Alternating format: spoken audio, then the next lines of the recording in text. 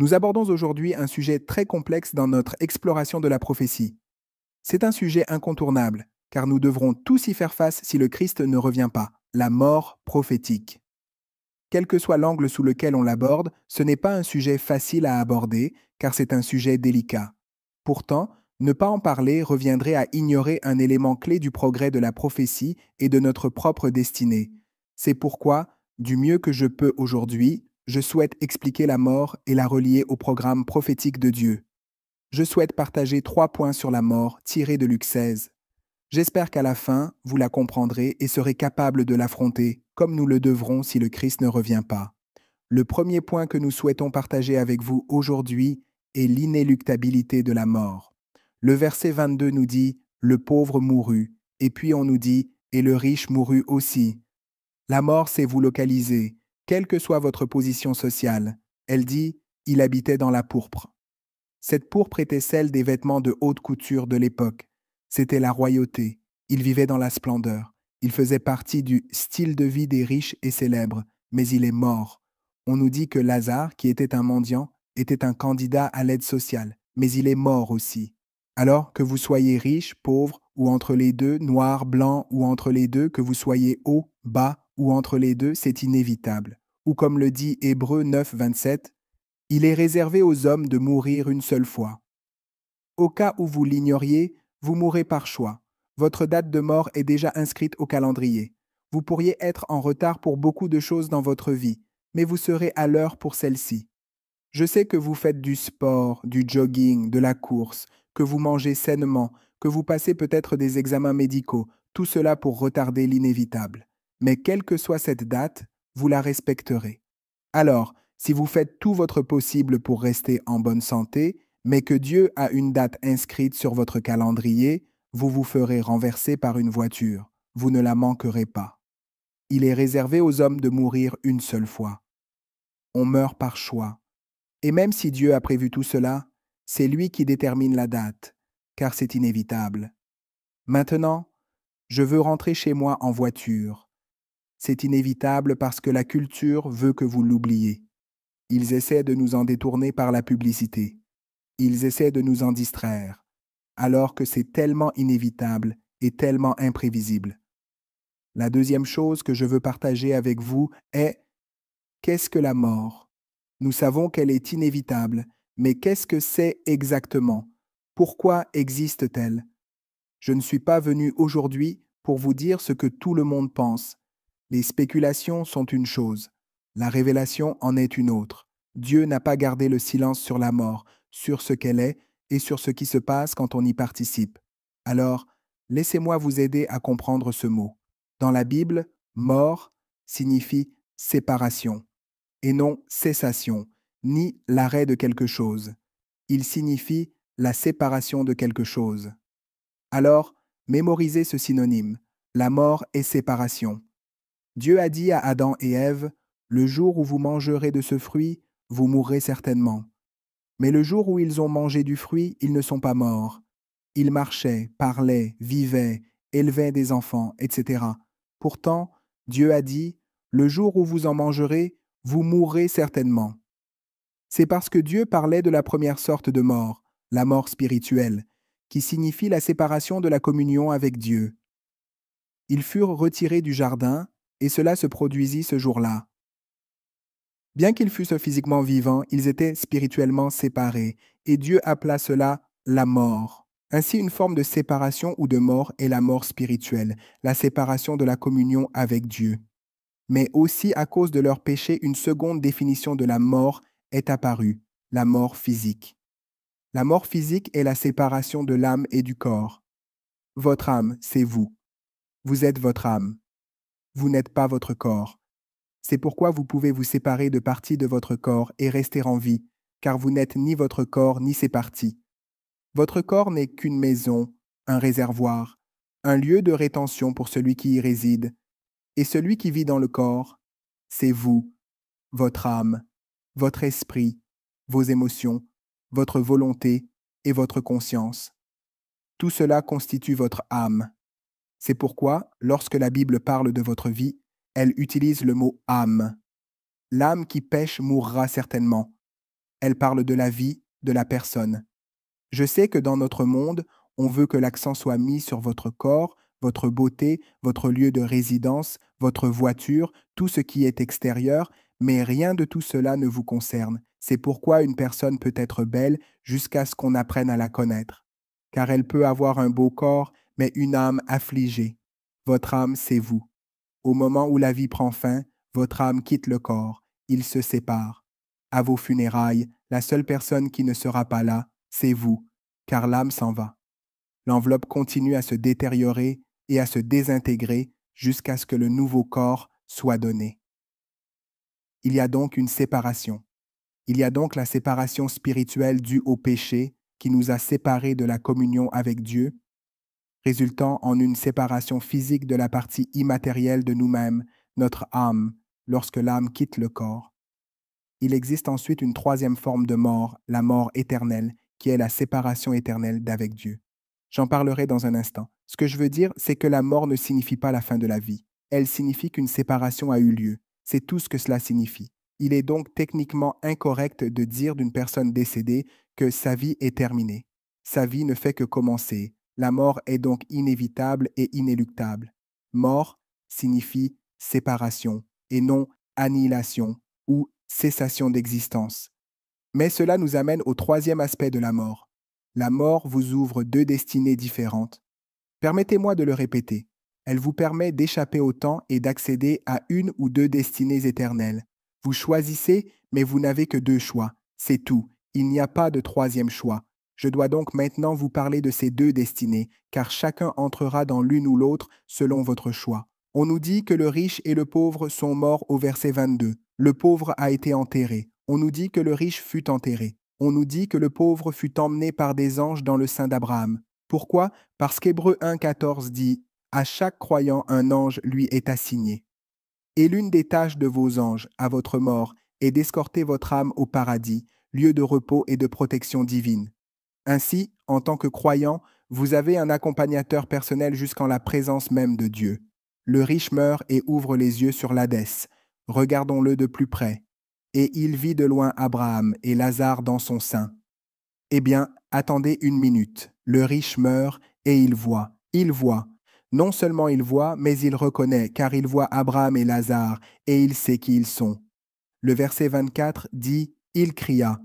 Il peut donc parler. Il implore la miséricorde au verset 24. Il dit « Envoie Lazare tremper le bout de son doigt dans l'eau pour me rafraîchir la langue, car je souffre dans ces flammes. » Il ressent. Remarquez autre chose chez notre ami riche.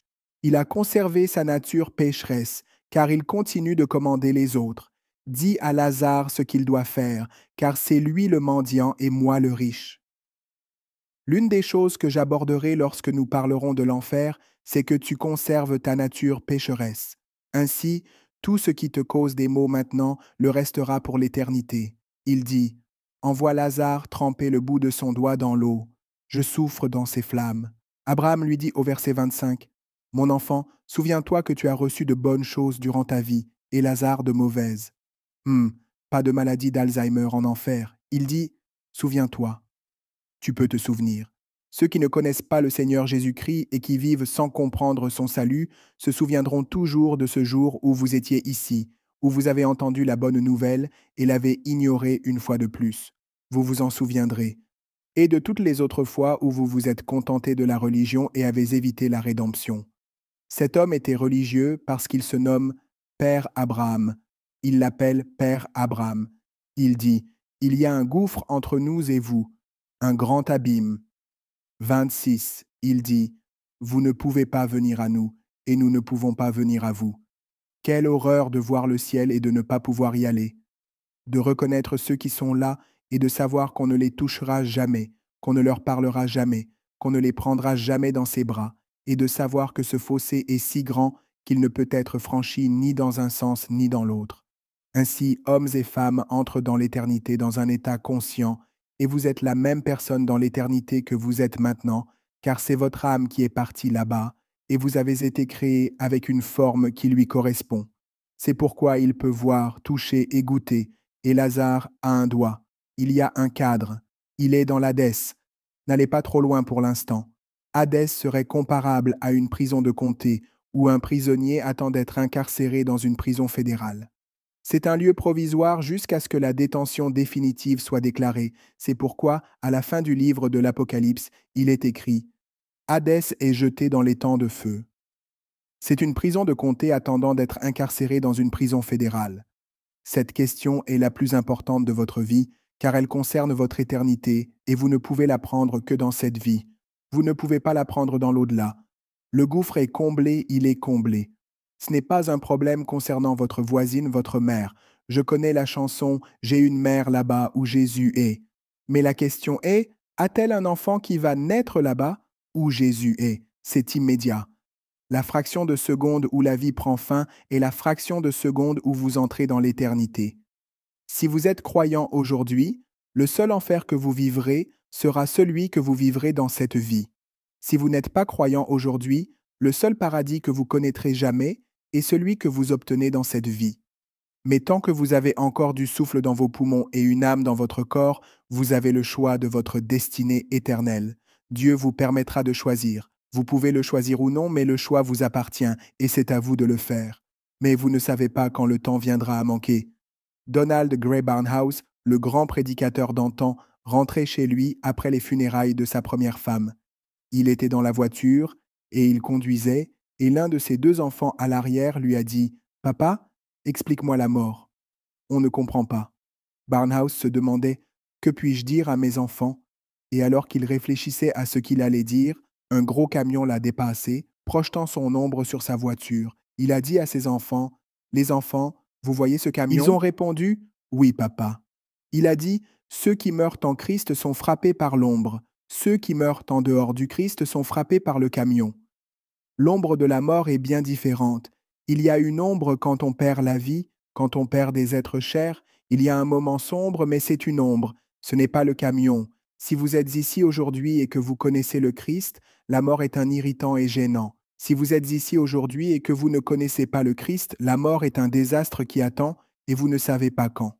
C'est pourquoi la Bible dit « Aujourd'hui est le jour du salut ». Quand vous entendez la bonne nouvelle, n'endurcissez pas votre cœur. Ne dites pas « Non, une autre fois, j'attendrai ». Si vous êtes ici aujourd'hui et que vous connaissez le Christ, vous ne serez que comme la jeune fille à qui l'on demandait « Pourquoi coupes-tu toujours par le cimetière ?» Sa réponse fut « Parce que c'est le chemin le plus rapide pour rentrer. » Mais si vous êtes ici aujourd'hui et que vous ne connaissez pas le Christ, alors vous jouez à la roulette russe avec l'éternité. Un père conduisait son fils et alors qu'il conduisait, une abeille a surgi par la fenêtre ouverte. L'abeille volait autour de la voiture. Le garçon paniquait. Papa, papa, papa, l'abeille, l'abeille, l'abeille, l'abeille, elle va m'avoir, l'abeille, elle va m'avoir. Au milieu de ses cris, son père a tendu la main et a attrapé l'abeille. Au bout de quelques secondes, il a ouvert les mains. L'abeille s'est envolée. Il a dit « Papa, l'abeille, l'abeille. Papa, l'abeille, l'abeille, l'abeille. » C'est alors que son père a dit « Mon garçon, cette abeille ne peut pas te faire de mal. » Il a ouvert la main et lui a montré le dard. Cette abeille m'a déjà piqué. Et comme elle m'a piqué et qu'elle n'a qu'un dard, elle ne fait plus que faire beaucoup de bruit. Sur la croix de Jésus-Christ, Jésus a tendu la main et a attrapé l'aiguillon. C'est pourquoi Paul dit dans 1 Corinthiens chapitre 15, versets 55 à 57, « Ô mort, où est ton aiguillon? Ô sépulcre, où est ta victoire ?» Il dit, « L'aiguillon de la mort a été vaincu par la mort et la résurrection de Jésus-Christ. » Ainsi, pour le croyant, la mort ne peut plus que bourdonner. Elle ne peut plus que faire beaucoup de bruit, car Jésus tient l'aiguillon dans ses mains, ses pieds, son côté, alors qu'il était blessé pour tes péchés, brisé pour tes iniquités. Le châtiment qui te donne la paix est tombé sur lui, et c'est par ses meurtrissures que tu es guéri. Si vous connaissez Christ, vous n'obtenez que du bruit.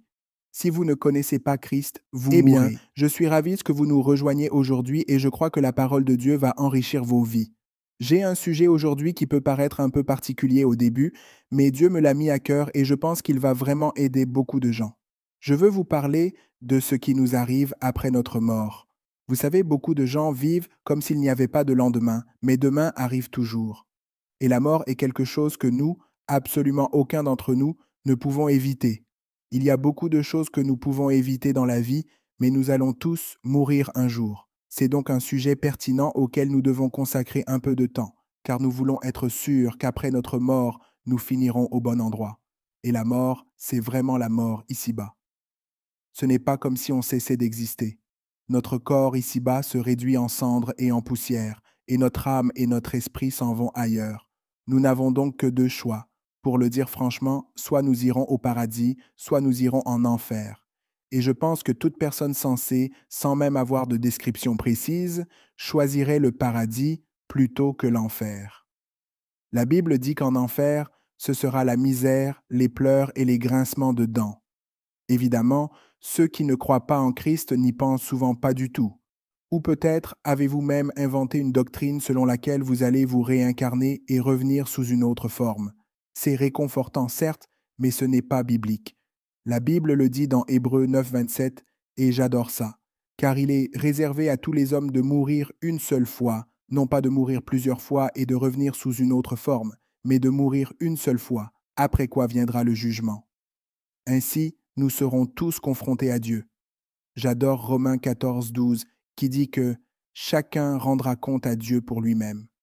Alors, réfléchissons un instant. Le jour viendra où nous tous, nés de nouveau ou non, nous devrons tous nous tenir devant Dieu et rendre compte de nos vies. Et la mort n'est pas quelque chose dont nous devrions avoir peur. L'un des avantages de croire en Jésus-Christ, c'est de ne pas avoir peur de la mort. D'ailleurs, plus on vieillit, plus on se dit « D'accord, Seigneur, je suis prêt à partir. J'ai assez vécu ici. Maintenant, vous savez, j'aime la vie. J'ai une belle vie, mais vivre dans le monde peut parfois être un peu agaçant. C'est le moins qu'on puisse dire. Il faut supporter beaucoup de gens qui ne sont pas très agréables à vivre. Et vous savez, l'essentiel est que ce n'est pas notre maison. Nous n'avons jamais été destinés à être ici pour l'éternité. Et donc, plus vous êtes ici, plus vous pensez. Vous savez, j'ai hâte de voir le Seigneur face à face. La Bible nous enseigne que, par le Saint-Esprit, nous avons été délivrés de la peur de la mort. Je me demande donc combien de personnes nous regardent aujourd'hui et que la simple pensée de la mort, ou même le sujet dont je parle aujourd'hui, effraie vraiment. Et il n'y a pas lieu d'avoir peur de ne plus être ici-bas et d'être ailleurs si l'on sait qu'on ira au bon endroit. Malheureusement, il y a même des croyants en Christ qui ne savent toujours pas où ils finiront. Et cela me rend vraiment triste quand je dis à quelqu'un « Crois-tu que tu iras au ciel à ta mort ?» Et il répond « Je l'espère ». Aucun chrétien n'est obligé de l'espérer. Si nous croyons vraiment à la parole de Dieu, alors nous savons que nous vivrons éternellement en sa présence. Apocalypse 22, 12. Voici, je viens bientôt. Je le répète, voici, dit Jésus, je viens bientôt. Or, vous savez, mon prochain et le prochain de Dieu, j'ai découvert que ce n'est parfois pas la même chose.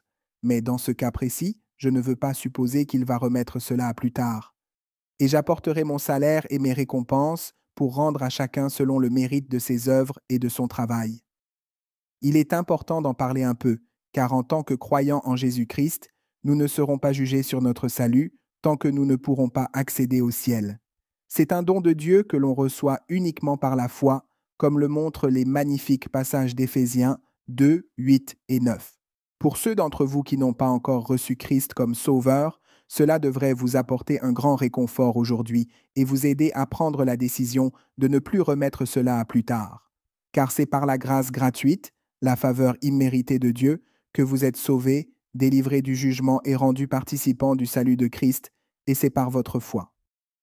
Dieu nous demande donc simplement de croire. Croyez que Jésus est mort pour vous, croyez qu'il a payé pour vos péchés, croyez qu'il est ressuscité des morts, qu'il est maintenant assis à la droite du Père, qu'il vous aime, qu'il se soucie de vous, et que par la simple foi en lui, vos péchés peuvent être pardonnés et votre nom peut être inscrit dans le livre de vie de l'agneau.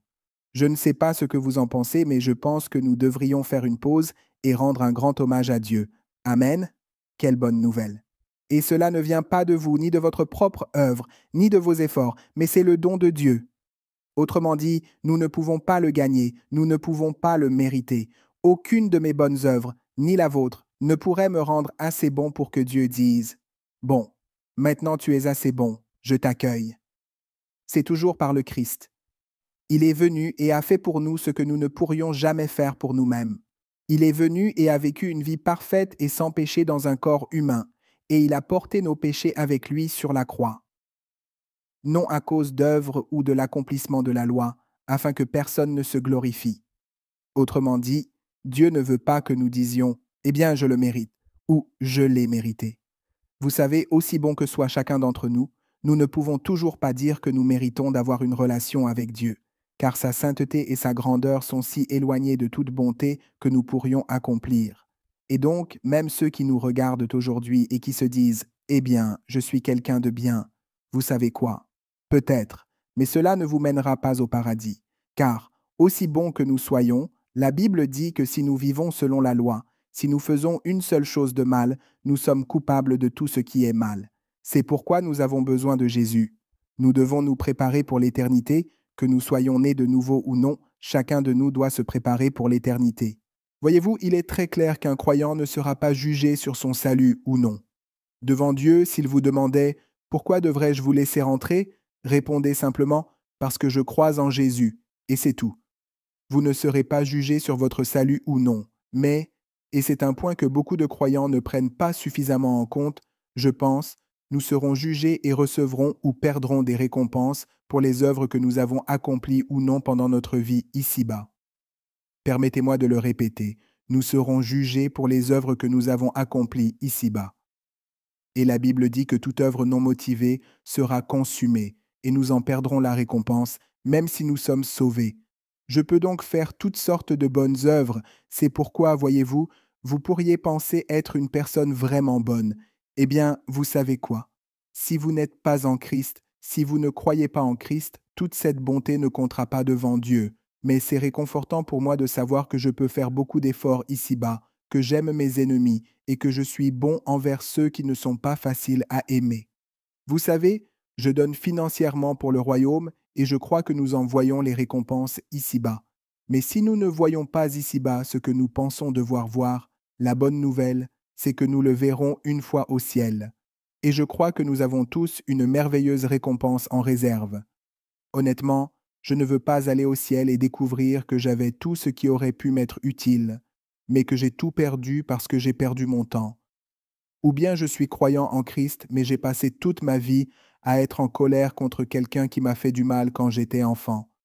Donc, pour un croyant, il est vraiment important de comprendre la puissance de l'obéissance et comment chacun de nous doit œuvrer avec le Saint-Esprit pour s'efforcer d'accomplir tout ce que Dieu veut et de vivre selon ses inspirations.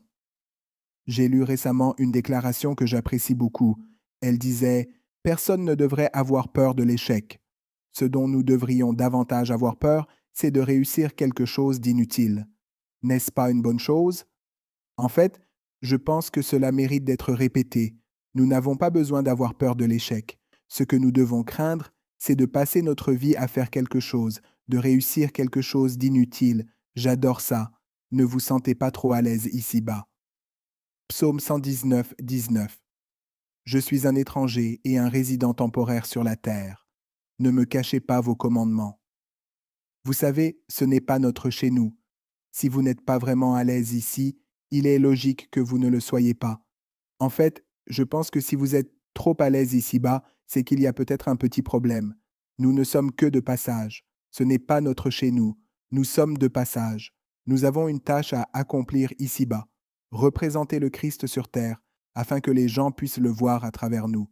Je dis toujours, si Dieu n'avait rien à nous confier après notre nouvelle naissance, il nous dirait simplement « Eh bien, rentrez à la maison maintenant, et nous n'aurions pas à gérer tout cela ici. » Mais il nous laisse ici parce que nous avons une tâche à accomplir pour lui. Nous sommes partenaires de Dieu et nous collaborons avec lui sur terre, accomplissant sa volonté, permettant aux gens de voir Jésus à travers nous.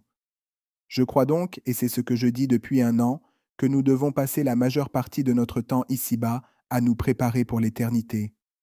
Mais vous savez, même en tant que croyants, je me demande si nous sommes honnêtes. Combien de temps passons-nous à penser à l'éternité? Combien de temps passons-nous vraiment à penser « Je rencontrerai le Seigneur face à face un jour et il me demandera des comptes pour ma vie ?» Aucun de nous ne rendra un compte parfait, mais cela ne doit pas nous effrayer, car si nous avons simplement fait de notre mieux pour la gloire de Dieu, cela comptera pour tout. Je ne sais pas pour vous, Mais j'ai dû faire face à un problème intérieur et je n'ai vraiment trouvé la réponse qu'il y a 2 ans environ. C'est que j'ai parfois l'impression de ressentir un profond mécontentement. Peu importe ce que j'ai, ce que je fais, même si la vie est belle, il y a toujours ce sentiment. J'ai autre chose que je veux et je ne sais même pas vraiment ce que c'est. Et vous savez, Paul a dit, j'ai appris à me contenter de tout. Du coup, j'étais un peu frustré, car je me disais, je ne devrais pas me sentir comme ça. J'ai une vie formidable, une famille formidable, des gens qui m'aiment, une belle maison. Pourquoi me sentirais-je comme ça? Eh bien, la réponse est dans la Bible. Dans Ecclésiaste 3, 11, il a fait toutes choses belles en son temps, et il a mis dans le cœur et dans l'esprit des hommes la pensée de l'éternité. Écoutez bien ceci. Un sentiment divinement implanté d'un dessein agissant à travers les âges que rien sous le soleil, si ce n'est Dieu seul, ne peut satisfaire. N'est-ce pas magnifique? Autrement dit, pour être honnête, acheter une nouvelle voiture ne devrait pas nous satisfaire pleinement. Décrocher le travail de nos rêves ne devrait pas nous satisfaire pleinement. Épouser le plus bel homme de la planète ne devrait pas nous satisfaire pleinement.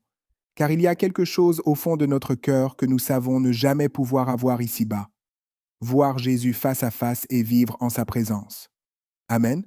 Alors, je serais plus inquiet pour vous si vous disiez, je suis pleinement satisfait ici-bas.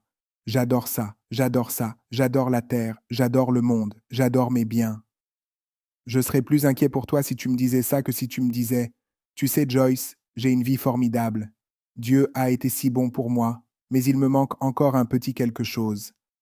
Est-ce que l'un d'entre vous ressent cela? Est-ce que tu te demandes simplement pourquoi, quoi que j'obtienne, je ne suis pas satisfait très longtemps?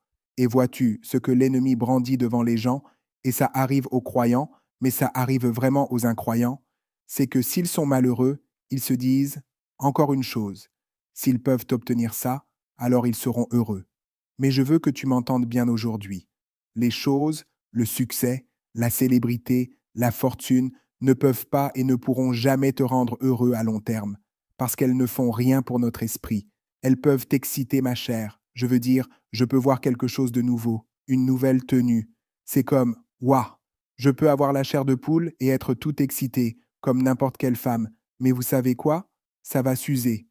Et en fait, écoutez bien, tout ce qu'on achète et qu'on ramène à la maison est déjà en train de se dégrader quand on l'amène chez soi. Et ça n'a plus de vie. Ça n'a plus de vie. La vie vient de Dieu et de Dieu seul. Il est la vie et en lui réside la vie dont nous avons besoin. Et si vous pensez que les choses ne s'usent pas, allez dans une belle casse. Voyez, je l'ai fait. Asseyez-vous, garez votre voiture, regardez une casse et dites-vous simplement, c'était le rêve de quelqu'un à une époque. Quelqu'un a peut-être perdu sa famille à cause de ça. Quelqu'un a peut-être perdu son salut à cause de ça. Les choses ne sont pas du tout ce que l'ennemi veut nous faire croire. Et puis, il y a un autre passage des Écritures, Philippiens 3:20. Nous sommes citoyens de l'État et de la République et de la patrie, qui est le ciel, et de là aussi nous attendons avec ferveur et patience la venue du Seigneur Jésus-Christ, notre Sauveur. Nous avons été créés pour Dieu seul, et rien au monde ne pourrait nous satisfaire pleinement, si ce n'est lui. Maintenant, quelle devrait être notre attitude envers les biens matériels? Vous savez, les choses, en ce moment, je sais que je parle à beaucoup de gens qui, s'ils ont laissé la télévision allumée assez longtemps pour entendre tout ce message, se laissent éloigner de Dieu. Et pour être honnête, il y a même des croyants qui écoutent, des gens qui ont accepté Christ comme leur sauveur, nés de nouveau, mais trop occupés à courir après les choses, à obtenir une promotion professionnelle, ou à tout cela, trop occupés pour accorder à Dieu le temps qu'il mérite vraiment, car la Bible dit qu'il doit être le premier en toutes choses. Et je lisais justement 1 Jean 5, 21 hier, où il est dit de nous garder des idoles. Nous devons nous garder de laisser quoi que ce soit d'autre prendre le pas sur Dieu. Et c'est une chose que nous devons tous nous rappeler, voire même y travailler un peu. Vous savez, on me demande souvent, comment fais-tu pour garder tes priorités en ordre avec tout ce que tu as à faire? Et vous savez ce que j'ai finalement reçu de Dieu? Je ne les garde pas en ordre, je les remets toujours en ordre. Autrement dit, nous devons constamment nous adapter. Si je suis malheureux et qu'il ne semble pas y avoir de raison, c'est généralement parce que j'ai dépassé mes priorités.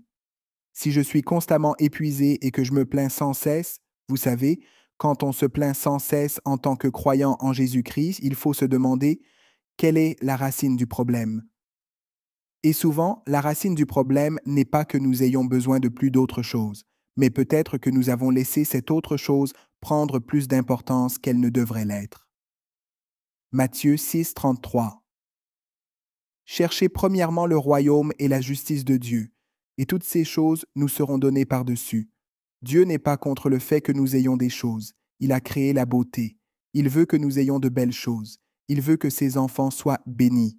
Mais une chose sur laquelle nous pouvons compter, c'est qu'il ne nous donne jamais plus que ce que nous pouvons gérer et que nous devons lui accorder la priorité. Alors, si vous croyez en Dieu pour quelque chose et que vous ne l'avez pas encore réalisé, ayez confiance en Dieu. Son timing est parfait pour vous et croyez que non seulement il veille sur nous, mais qu'il sait ce que nous pouvons gérer et ce que nous ne pouvons pas gérer, et remerciez Dieu qu'il ne nous donne pas plus que ce que nous pouvons gérer. Et j'ai appris à prier un peu différemment. Je ne prie pas, Seigneur, donne-moi ceci, donne-moi cela, donne-moi autre chose. Je dis toujours, Seigneur, voici ce que j'aimerais avoir, mais s'il te plaît, ne me donne pas plus que ce que je peux gérer et que je te garde en premier dans ma vie.